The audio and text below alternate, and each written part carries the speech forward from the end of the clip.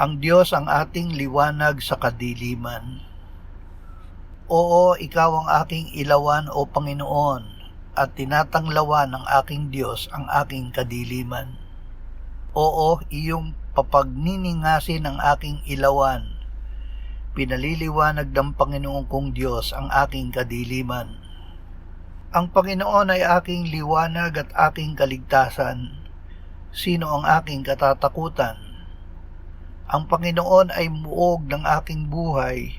Sino ang aking kasisindakan? Huwag kang magalak laban sa akin o aking kaaway.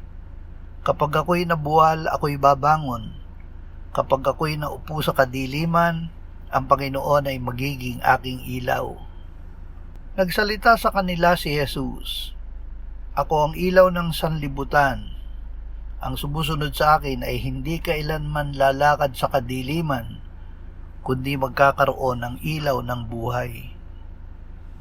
Panginoong Hesus, susunod kami sa iyo ngayong araw na ito.